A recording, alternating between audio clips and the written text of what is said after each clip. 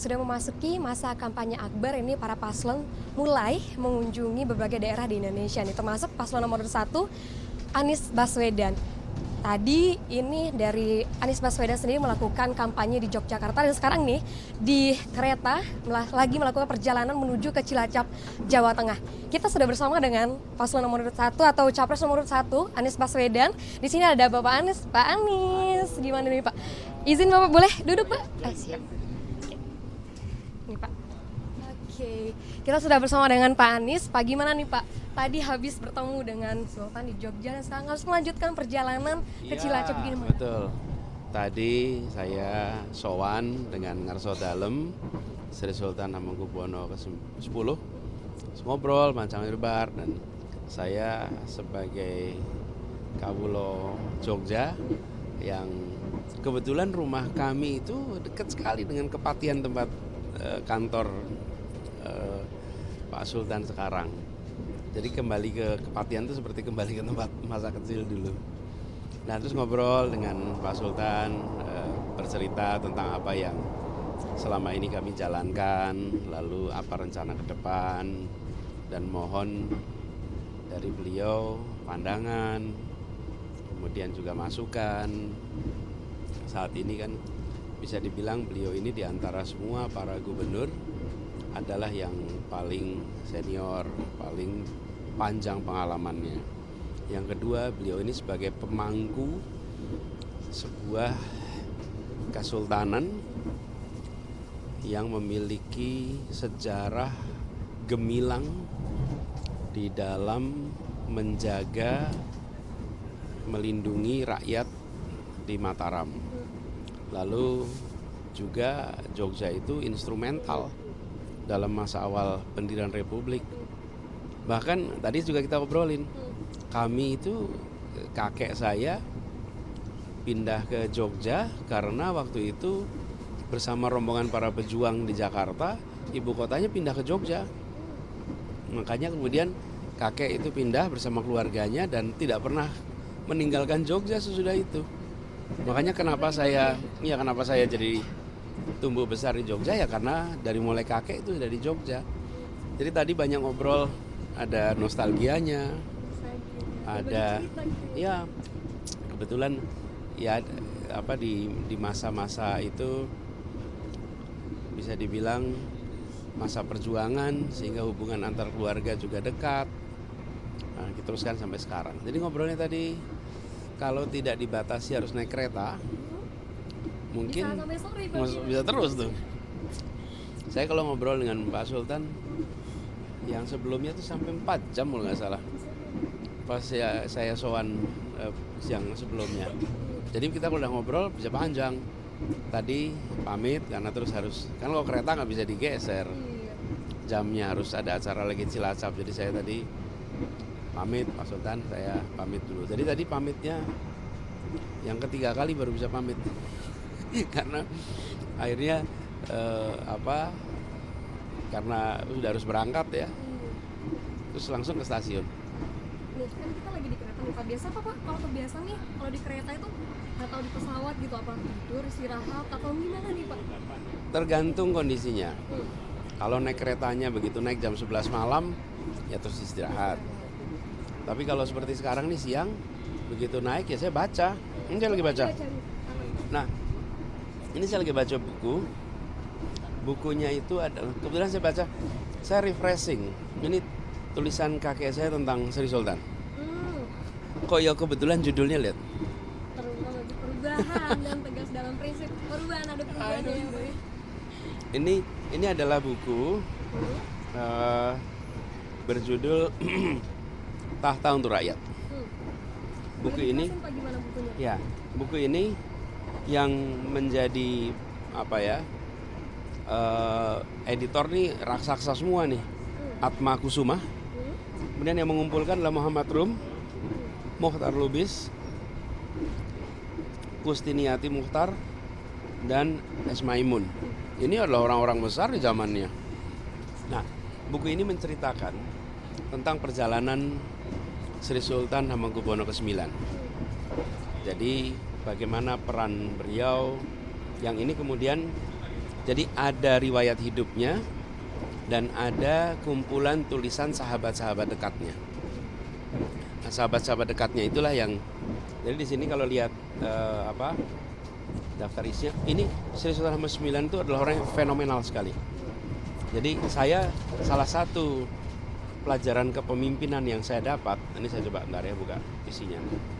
Nah ini adalah cerita masa kecilnya, kemudian sesudah itu adalah kisah dari orang-orang dekat yang dekat dengan Sri Sultan. Nah salah satunya adalah kakek saya waktu itu. Berarti Nah, seperti ada belajar untuk menjadi panduan berarti gitu Ya. untuk pemimpinan gitu. Nah begini, Sri Sultan Hamengkubuwono itu, Hamengkubuwono IX ini adalah seorang yang sangat matang, menjunjung tinggi etika, lalu stabil. Stabilitas itu terlihat dalam kesantunan dan kesopanan. Tapi bukan sekedar pemimpin yang santun, atau orang yang santun. Gini, pramugari di sini tuh santun, tapi dia belum tentu memiliki stabilitas jiwa. Dia sebagai orang yang memberikan pelayanan harus sopan, harus santun. Tapi kalau Sri Sultan Hamengkubuwono IX dan pemimpin yang stabil, stabilitasnya itu ada pada jiwanya, pada mentalnya, tercermin dalam sikap santun. Itu yang saya pelajari, itu yang jadi inspirasi. Dan tidak meledak-ledak, kondisi apapun tenang, terdesak pun tenang. Belanda datang ke keraton, minta supaya dibukakan pintu, dia akan memeriksa keraton. Karena keraton melindungi para gerilyawan. Apa jawabnya Sultan? Lewati mayat saya dulu, baru Anda boleh masuk. Tidak ada bentakan. Nggak dibentak Belanda itu, nggak dibentak. Baik, silakan lewati mayat saya dulu, baru Anda bisa masuk. Dan tenang gitu. Dan tenang, tegas, tenang. Ini karakter kepemimpinan yang saya pelajari sejak kecil. Saya tumbuh besar di Jogja, melihat dari dekat bagaimana memimpin dalam ketenangan, dalam stabilitas. Tidak ada teriakan, tidak ada umpatan, tidak ada itu semua. Betul-betul kalau orang bilang andap asor, penuh dengan tata krama, penuh dengan etika. Tapi bukan lembek. Kadang-kadang sekarang ini untuk tampil tegas beringas, untuk tampil tegas umpatan. Tidak, itu bukan tegas, itu nggak stabil. Saya mendapat inspirasi soal kepemimpinan yang stabil, yang tenang, yang matang. Itu ya salah satunya dari Sri Sultan Hamengkubuwono IX, yang alhamdulillah itu diteruskan oleh Sri Sultan Hamengkubuwono X.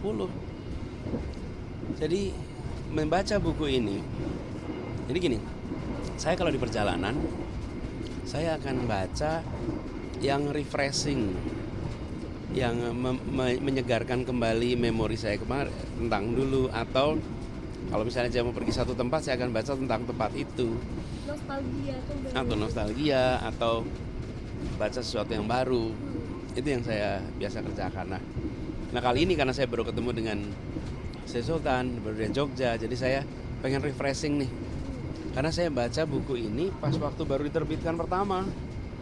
Terbitan pertama tuh tahunnya, lihat nih, pertama kali tahun 82. Saya SD kelas 6. Saya belum lahir, Pak. Saya belum lahir. Saya ini SD kelas 6 ketika ini diterbitkan pertama. Dan waktu itu saya baca sangat mengesankan. Dan tahta untuk rakyat dalam arti yang sesungguhnya. Beliau itu melindungi rakyat di Jogja, kemudian ambil sikap menjadi bagian dari Republik Indonesia. Dan ketika Indonesia dalam kondisi terancam, beliau mengatakan Jogja siap untuk melindungi. Nah, jadi kalau saya baca buku ini tuh refreshing itu. Terus di kereta juga biasanya ngobrol dengan penumpang lain. Terus saya juga suka ke restorasi. Tadi ada yang minta foto. Iyalah, dong, minta Pak, foto. gitu. Nah, masalah minta foto gitu kan, apalagi Bapak lagi kampanye gitu kan dikerubuni banyak orang gitu ya Pak ya. Itu Bapak nggak takut gitu Pak, cupi, dicakar gitu Pak, gimana? Enggak. Kadang-kadang ada yang gemes Gemes ya Pak ya? karena apapun sebabnya, tapi gemes ya nggak apa-apa, itu bagian dari ya Asik juga konsekuensinya. ya Pak, berinteraksi gitu. Tapi seru, dan saya senang karena hampir semua yang saya temui adalah orang-orang yang memang datang penuh semangat gitu. Kan lihat acara kemarin tuh, Antusias. seantusias, di Desak Anies juga antusias. Malamnya waktu kita keluar, saya ketemu dengan dua anak muda, kira-kira mahasiswa gitu. Jangan lupa minta foto, salam. Itu saya tanya, dari mana? Dari Bandung. Dia khusus daftar Desak Anies dan berangkat dari Bandung ke Jogja untuk ikut Desak Anies. Demi Desak Anies. Ya, dan dia akan pulang hari ini. Hanya datang untuk acara itu aja. Saya bilang ini yang membuat kita ini merasa yakin bahwa banyak anak-anak kita yang tetap peduli untuk melakukan perubahan. Mereka bisa nonton lewat YouTube, tapi tidak, rasanya beda berada di tempat di mana kita ketemu bersama dan ketemu dengan orang-orang yang punya harapan dan berharap bahwa dengan adanya perubahan, harapan itu jadi kenyataan. Menyenangkan sekali. Sama ada satu lagi. Ini karena kita nggak punya tripod. Ya, di sana aja, diselipin kita aja. Kreatif sekali Bapak emang. Ini saya tadinya mau live. Oh mau live, aduh ganggu nih saya kayaknya Pak. Udah, tapi kita udah pasang di situ tuh. Oh, udah siap-siap Jadi nggak pakai tripod. Aduh, siapa mau punya tripod kali bisa dipinjemin kali. Kenapa? Ya? Nggak apa-apa kan? Nggak apa-apa. Tujuannya tripod apa sih? Tujuannya naruh supaya kameranya HP-nya stabil. Iya. Nah kalau ini udah menggantikan fungsi tripod, kenapa harus pakai tripod? Betul, Dijepit betul aja, kan tujuannya sama. Bisa jadi inspirasi saya juga sih Pak.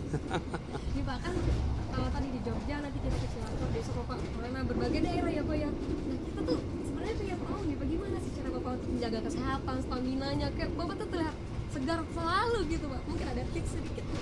Tipsnya apa ya? Senangi yang dijalani, nikmati yang dijalani, dan itu membuat kita tidak merasakan lelah. Mungkin secara fisik hitungan waktu, jadwalnya ketat. Nah, saya begini, kalau saya merasa ngantuk, saya tidurkan. Berarti badan minta istirahat. Otak kita kasih perintah tuh istirahat. Kalau saya nggak ngantuk, saya nggak maksain tidur. Jadi sekarang nggak ngantuk ya nggak tidur. Lelah gitu ya Pak nanti kalau dipaksa tidur ya. Nggak bisa juga, gimana gitu. Saya ini paling sulit kalau pagi hari saya nggak bisa tidur. Mau di apa-apain juga saya susah saat tidur, nggak bisa tidur. Jadi badan saya ini biological clock-nya itu kalau pagi ya melek. Nah kalau siang lelah, saya tidurnya gimana? Saya kalau tidur duduk. Justru saya kalau siang nggak bisa tiduran nih, duduk di kursi. Di kantor pun duduk. Gitu. Berapa itu? 20 menit kali Pak? 20 menit apa berapa menit Pak? Tergantung kebutuhan aja, begitu bangun berarti udah cukup. Oh. Dan kadang-kadang itu 10 menit, nggak tentu. Tapi saya duduk, tidur sambil duduk. Begitu selesai ya udah selesai. Terus kemudian cuci muka, siap nerusin. Nah, kalau nggak ngantuk ya jalan terus. Terus yang kedua, makan yang cukup, dan kalau bisa regularitas jangan diganggu. Terus pastikan makanan sehat dan jangan terlalu banyak, secukupnya aja. Itu aja sih. Selebihnya ya itu tadi, pokoknya paling utama senangi yang dijalani. Senangi yang dijalani, kuncinya itu ya. Kalau kita senang pasti Nih, kita nggak saya kasih contoh nih. Saya diajak ke toko buku, saya bisa berjam-jam di toko buku itu. Saya diajak ke toko elektronika, saya bisa berjam-jam di toko elektronika. Nggak ada capeknya. Toko buku nggak ada capeknya. Karena suka. Saya diajak ke toko baju, baru nggak sampai setengah jam sudah capek. Nah, Bapak nggak suka belanja apa gimana? Saya nggak suka belanja baju. Unik banget, jadi unik banget. Bapak nggak suka belanja baju gitu, tapi sukanya belanja buku gitu ya Pak ya? Kalau saya ke toko buku, saya ke toko elektronik, seneng saya. Atau ke toko alat sport, wow seneng tuh. Bisa lama tuh. Tapi kalau ke toko department store, aduh, baru nggak sampai setengah jam udah. 3 jam lagi, masih lama nggak ya? Pulang. Jadi dari situ apa sih ininya hikmahnya? Kalau kita menjalani yang kita sukai nggak capek. Padahal sama-sama ada AC-nya, sama-sama suasananya nyaman. Tapi kalau kita tidak suka atas apa yang kita jalani, langsung capek. Jadi saya menyukai yang saya jalani, alhamdulillah. Jadi diberikan ya rasa nyaman. Tadi malam itu sampai jam berapa coba? Jam 12:30 mungkin. Lalu pagi ya habis subuh udah langsung mulai ada acara. Terus sampai jalan sampai sekarang. Dan Bapak masih terlihat segar. Nggak tahu kelihatannya gimana nih? Kelihatan segar nggak? Pokoknya tetap semangat sih Bapak. Saya menikmati. Nah terus habis gitu udah jalanin ini, baca, menikmati ini. Nah bacanya juga untung sekarang udah banyak buku bentuknya, iya bentuknya digital. Jadi dengan buku digital ini lebih enak nih, mau bacanya nih. Makanya saya bilang sama teman-teman, kalau kita sekarang itu ada waktu pakai untuk baca, dan ini bacaan-bacaan begini tuh ringan gitu karena bisa potongan-potongan. Bentar, saya lagi cari sebuah artikel mana nih tadi, cuman halamannya beda sekarang. Oh ini dia. Nggak ada kata lagi buat aduh males mau buku, kita sekarang di HP udah ada, di tablet juga udah ada gitu ya Pak ya. Iya, saya makanya lebih enak pakai ini. Sebenarnya bisa juga pakai HP, tapi kan kecil ya. Kalau ini agak gede. Jadi itulah kalau naik kereta, dan kereta ini punya memori tersendiri. Saya kemana-mana pakai kereta dulu. Kalau ke Bandung, ke Jakarta, ke Surabaya, waktu itu saya aktif di pergerakan mahasiswa. Jadi berangkat rame-rame sama teman-teman mahasiswa ya pakai kereta. Dan makanya kalau naik kereta itu saya merasakan kenyamanan. Dan sekarang senang sekali karena kereta itu cepat, predictable, aman, dan di jalan kita bisa lebih produktif daripada di mobil. Bahkan kalau kita merasa seperti letih, bisa jalan-jalan. Di mobil nggak bisa. Jadi kita juga bisa lihat pemandangan gitu ya. Iya kan, misalnya di mobil juga bilang bisa lihat pemandangan, tapi di sini mau stretching, kalau di mobil nggak bisa. Di sini bisa jalan, bisa ngobrol, bisa jauh lebih nyaman pakai kereta. Bisa interaksi dengan penumpang gitu ya. Persis.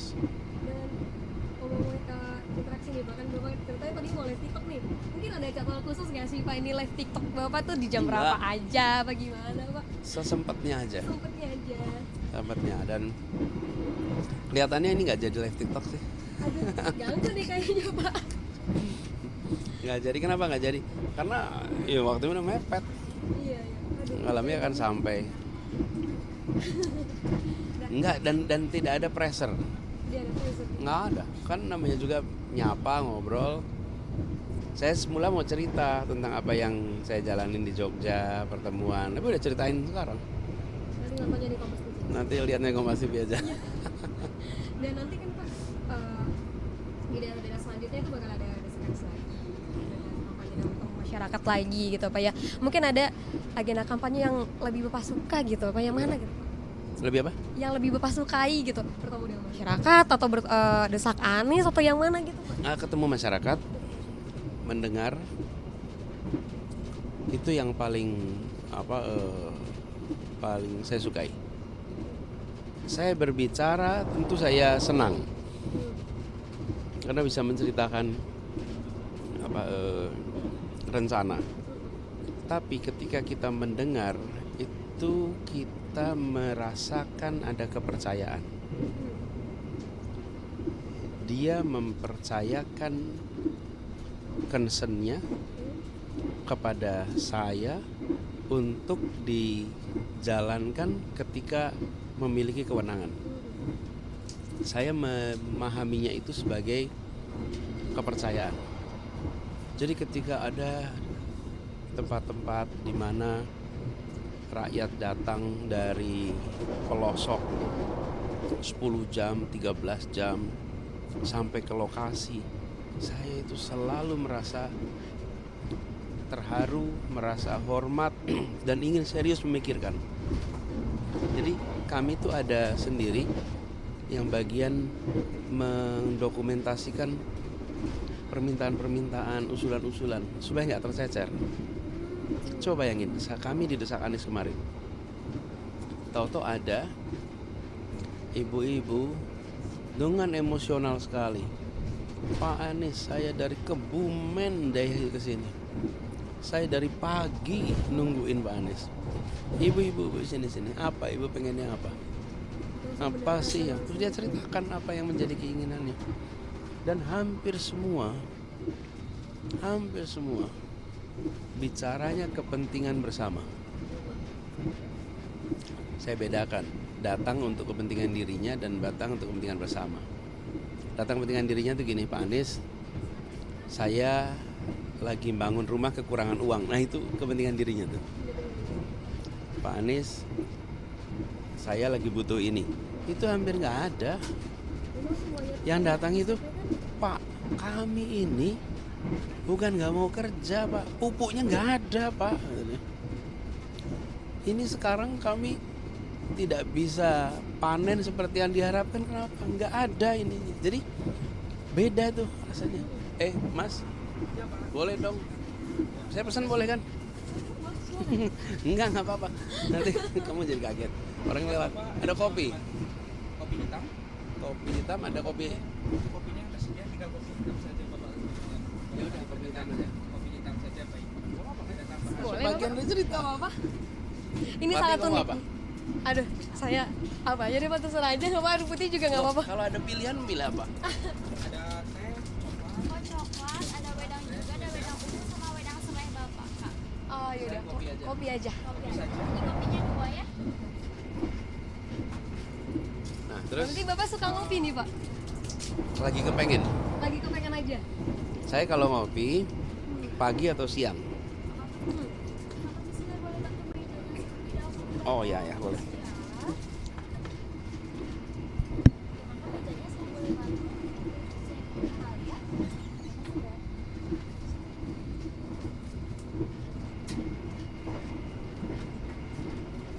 Berarti Bapak minum kopinya pagi, Pagi atau siang? siang. Malam nggak pernah. Nggak pernah. Dia nggak Karena- bekerja apa gimana Pak? Iya. Jadi saya kalau di rumah jenis kopinya itu lebih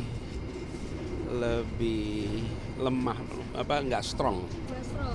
Nah, tapi kalau di luar saya nggak tahu jenis kopinya apa. Kopinya dulu nggak sih Pak? Nggak apa. Nggak tahu. Cuman nggak usah pakai gula, Mbak. Cuman ketika, makasih ya Mbak. Terima kasih banyak sudah dinikmati. Cuman ketika kami minum terus nggak bisa tidur, repot.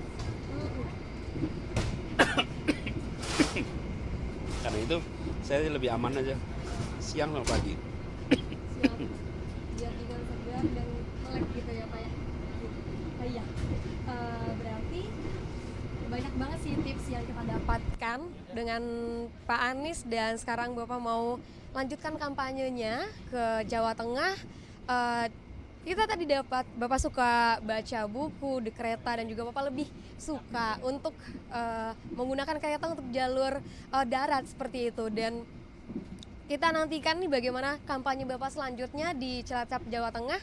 Mas Nira Mawati, Junaidi Saputra, Cilacap, Jawa Tengah, Kompas TV. Saya mau lanjut ngopi dulu bareng Bapak ya.